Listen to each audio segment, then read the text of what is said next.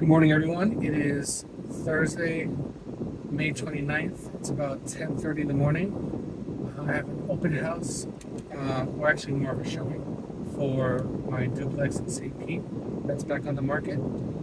This is the first of three showings that I have this week since we came back on the market after Memorial Day.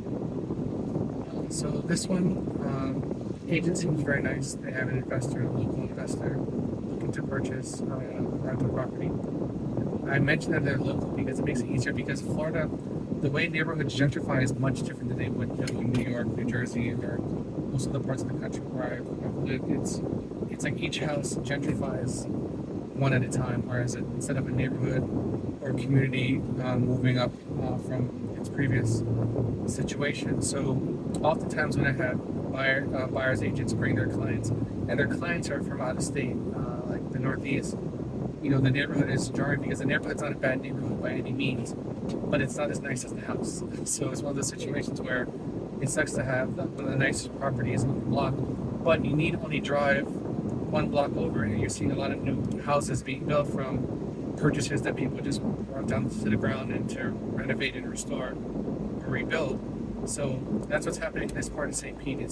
For context, it's within about 2 miles of the Tampa Bay Rays stadium, the former stadium, since Hurricane Helene. So in that neighborhood, I've sold a couple of properties, and the conversation is usually the same. It's like, oh, what's going on with the neighborhood? And I get the interest as best as I can as an agent. The newer properties that are being purchased, I have that information. Right onto Park Street South. I can look at the MLS and talk about in this general area, this vicinity, how many houses are on the market, how many houses have been purchased, and I do that to just talk about what's happening with the neighborhood and the investment opportunity as a rental.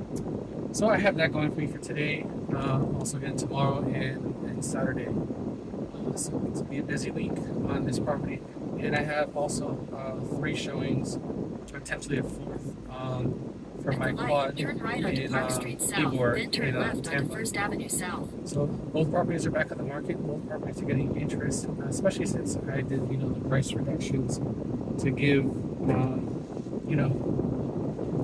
more realism to my sellers because turn left onto First the Avenue offers South. we're getting were were well below what we were listed at. So I made the price reductions to reflect the type Continue of on offers First that we're Avenue receiving, South for 5 miles. and that'll make it a little bit easier for people when they're looking at rental properties. It's mostly the numbers that they're looking at. Does it make sense to purchase this property versus that property based on the income or the income potential? So getting closer to where the buyers are makes the activity level increase. And I kid you not, I did reverse prospecting on the St. Pete duplex, and in the 10 days since we reduced the price, went on the contract, we showed up on about 177 individual agents searches, but we showed up on about approximately 800 buyer searches. So on average, each of those buyers agents, has 5 clients, and that's when you can look at it. I've contacted about 35 so far, and scheduled a showing next week with 1. So I have that work to do for me after the showing today. Contact the other 80 on that list, and keep it pushing.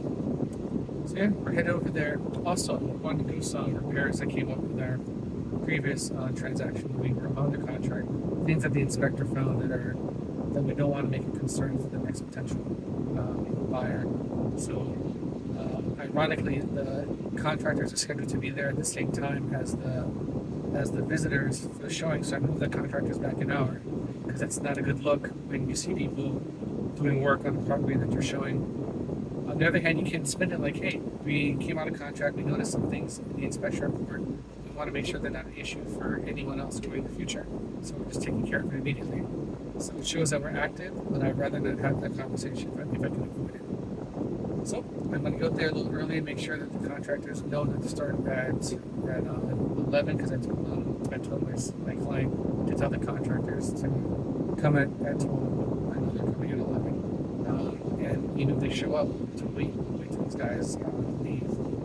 So, there's always a headache. And as long as you're okay with that and don't expect everything to be straightforward because I still have in the back of my head, oh, we're going to meet at 11. Great. I'll see you there just before 11. And they show up at 11:30. Or the contractor says, yeah, I'll be there.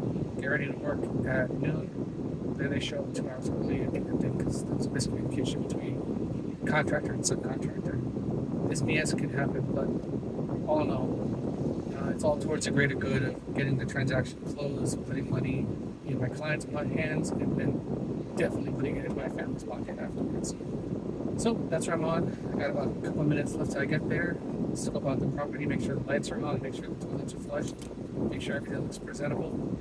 And then as soon as they leave, fix whatever came up on the inspection report. We started that work last week, but they didn't finish. So we gotta make sure it's done.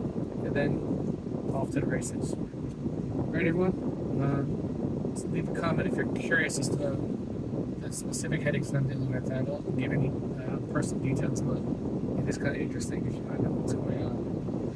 Because my client took the previous buyer when they came back to us yesterday. They want to make a purchase. They want these things done. We basically told them to pound sand because we're just tired of them constantly moving the goalposts. And I think he had that type of confidence because we've had 3 separate showing requests since we came back on the market. So he doesn't have to deal with his previous buyer if he doesn't want to. So yeah, everyone enjoy your week. Christian DeBouche, licensed agent, real broker. Talk to you later. Peace.